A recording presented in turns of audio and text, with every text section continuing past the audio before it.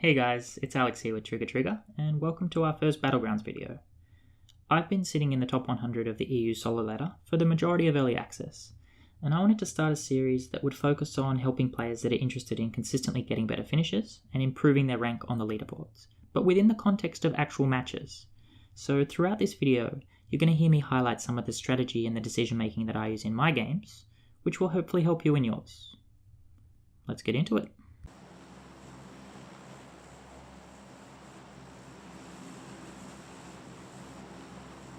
We can see from the flight path in this game that most of the good loot locations are very jumpable from the plane. I wouldn't blame anybody for grabbing a car and driving to Nova or the military base, but I personally hate trying to get back across the bridges because they feel like a massive death trap when the circle pops in the north. So my plan this game is to get a car on the west side of Milta and drive along the coast somewhere towards Prim or any of those loot locations on the coast there.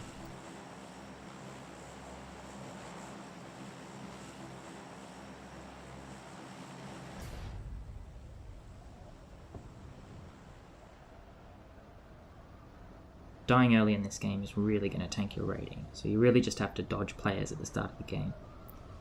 Get some distance on your jump and aim for somewhere where you're going to be able to find a car. It just will give you the most flexibility on safe loot locations.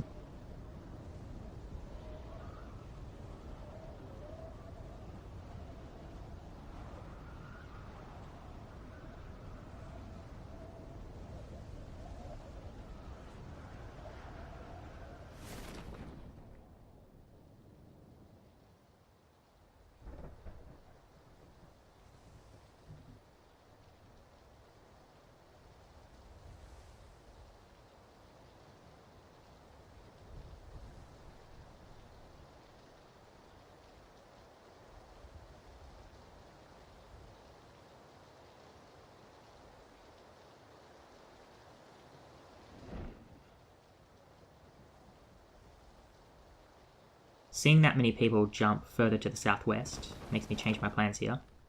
And no one's landed with me, so I feel safer just looting the houses here before I jump in a car. I'm going to speed up the video here to save us both some time while I loot for the next couple of minutes.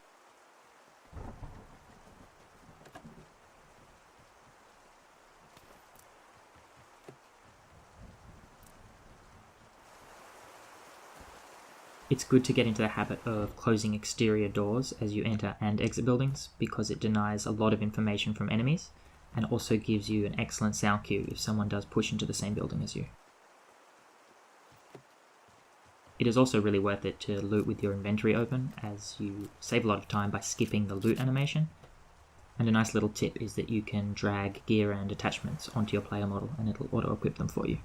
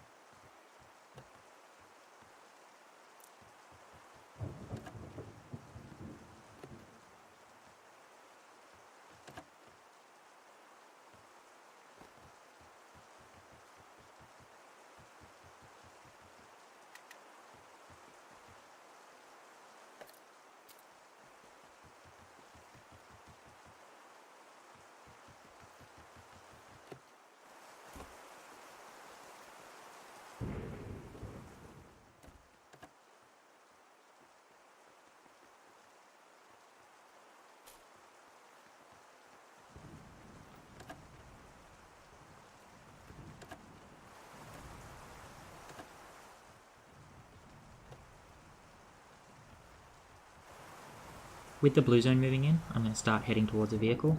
And I'm really happy with the weapons that I've been able to pick up. I've got a Scar-L with a red dot and an 8x for those long range engagements. And I've got a choke on my pump action shotgun, which drastically increases its effective range and gives you crazy one-shot potential for those close range fights. But my concern is that I haven't found any first aid or med kits, so I'm going to give myself a little extra chance to find some more meds and check these huts along the road before jumping in a car.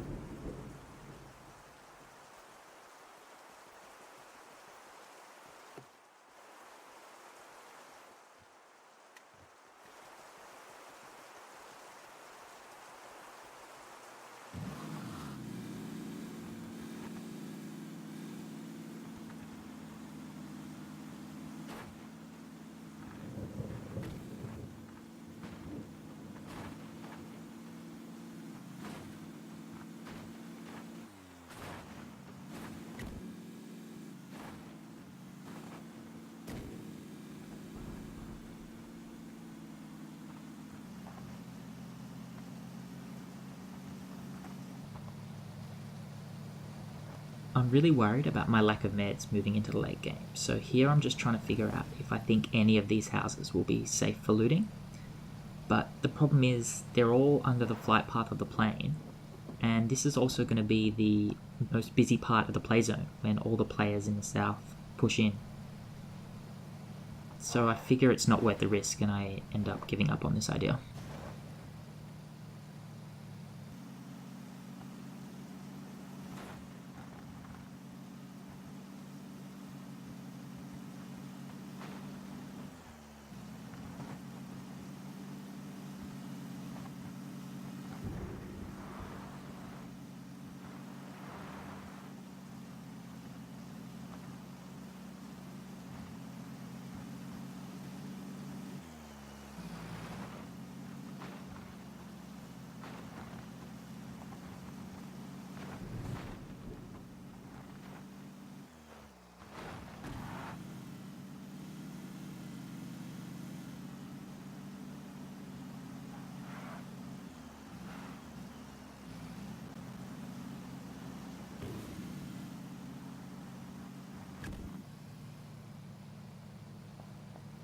I wouldn't normally take a fight like this, but I really need the meds, and I see that that guy was way out of position, so I think it's worth trying to get a kill here.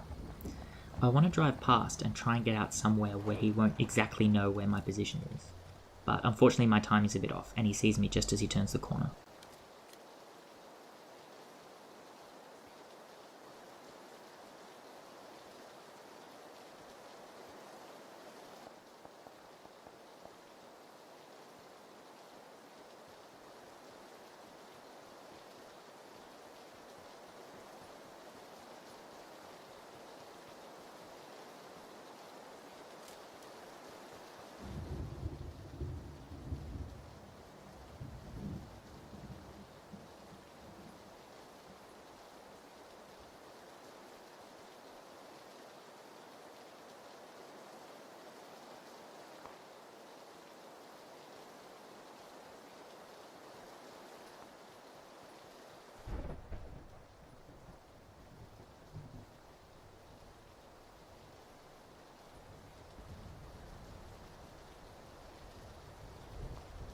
Unfortunately I have to give up on this fight as he's fallen back to hard cover, and I'm not willing to run across an open field to push him in a building.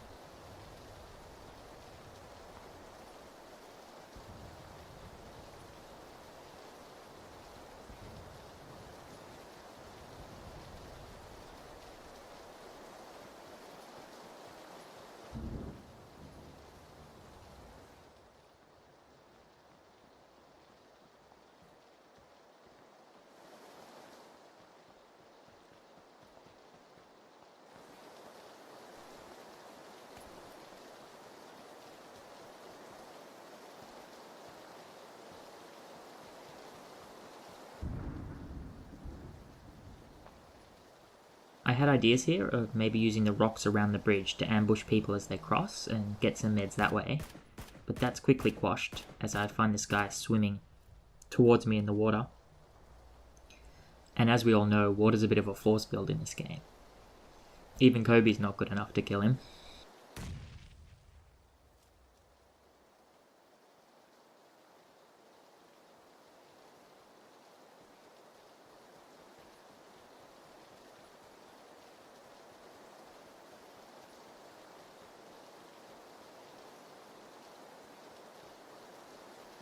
Being pinched between two players that know where you are is not a winning position, so I'm just going to get back in my car and find some hard cover in a less congested part of the play zone.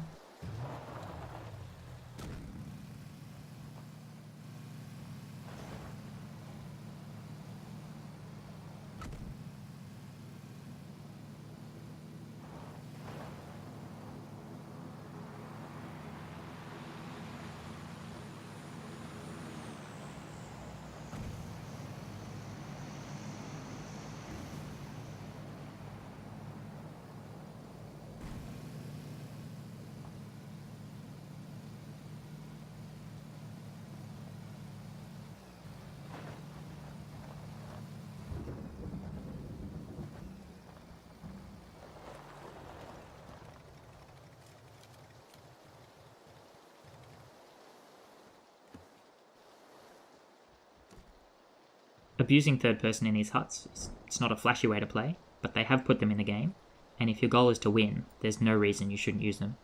They're super easy to defend, you've got full 360 degree vision around you, and quick access to your car, and it's because of these huts that I find the shotgun so valuable in solo matches.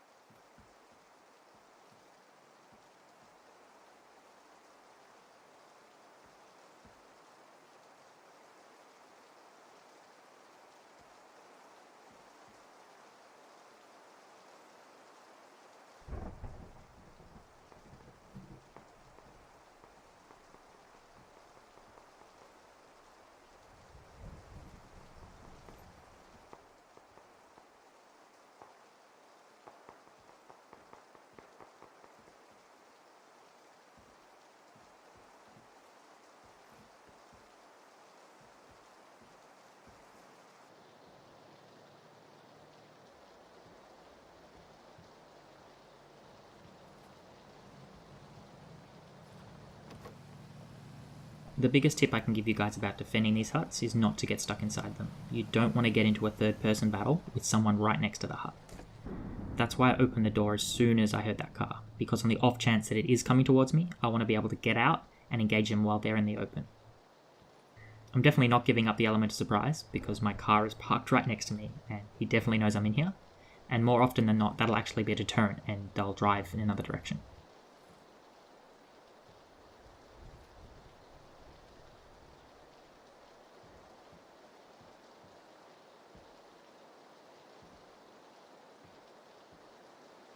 So the next play zone has popped, and we're still in it. And the circles are getting small enough that normally I'd be happy sort of waiting it out here and then starting to move on foot for the following circle. But this region of the map is really lacking in cover, so once the coast is clear, I'm just going to jump in my car and move towards that hut that I just marked on the map.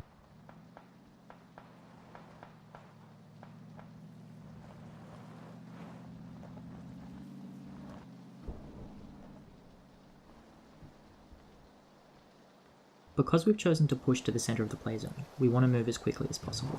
We don't want to wait and potentially get engaged on by the people on the outskirts getting pushed in by the electricity field.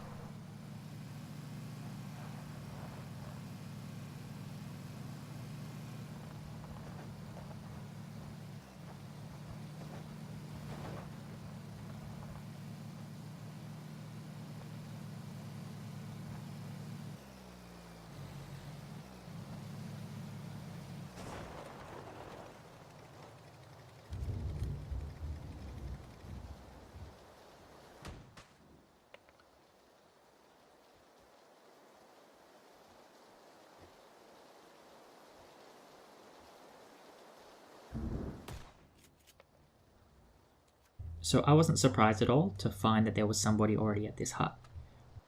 It's a fight I'm really happy to take, and he made that mistake of getting himself trapped in the hut, which made it super easy for me to just one-shot him.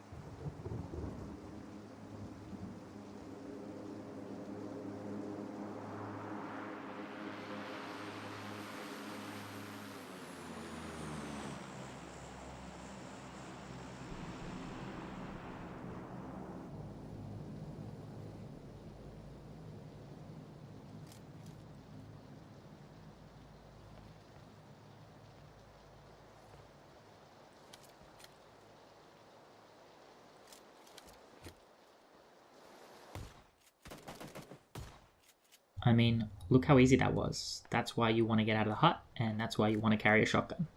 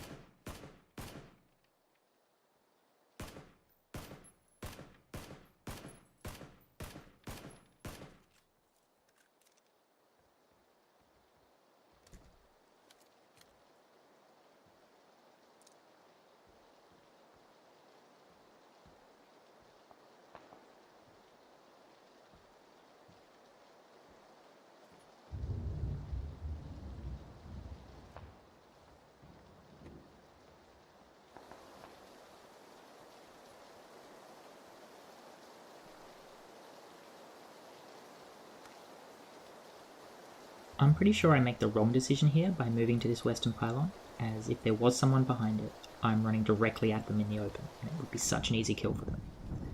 And the previous 2 kills that I got were to the east, and that eastern pylon is much closer to the play zone, so I definitely should have moved in that direction.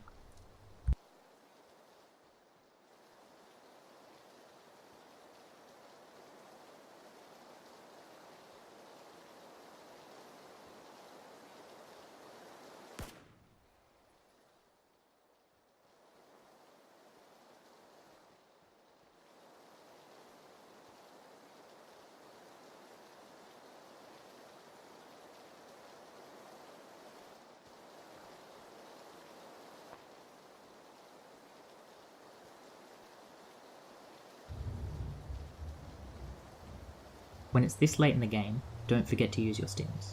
Just before the blue starts moving in, pop 2 stims so that you get increased movement speed and extra health regen, which is just going to make it easier on you getting to that next bit of cover, and if you do get shot, it's greatly going to reduce the downtime before you get back to full health.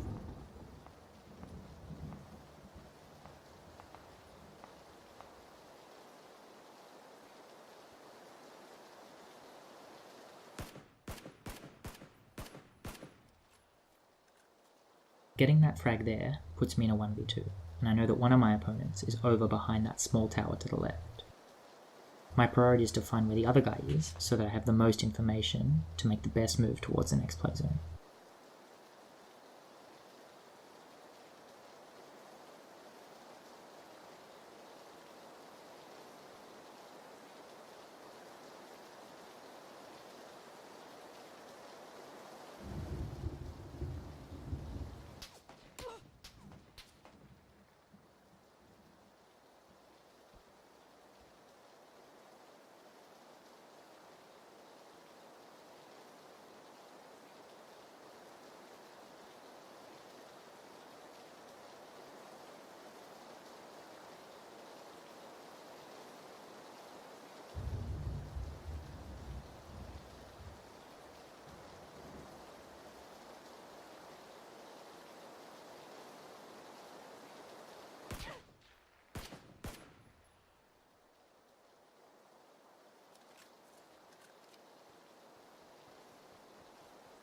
By getting damage on that guy in the attic, and the fact that he didn't shoot at me as I crossed to this first tree, means that it's more than likely he's healing, and this is the best opportunity I'm going to get to push towards the play zone and get another tree between me and the guy at the small tower.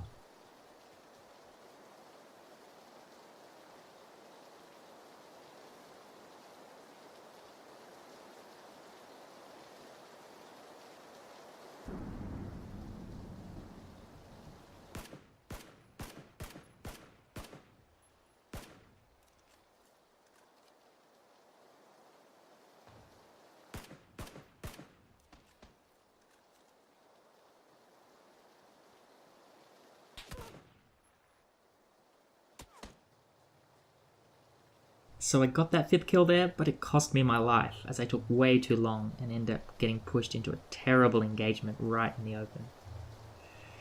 Really what I should have done is not worry about finishing off that kill, and run over towards that UAZ to the left and use that as cover to give me a much better chance against the guy behind the tower. 2nd place is a really good finish, and you're not going to win them all. So I hope you guys have enjoyed this video and gotten something out of it. If you have any gameplay questions or feedback about the video, please leave it in the comments below and I'll either get to it there or try to address it in the next episode. Anyway, until next time guys, cheers!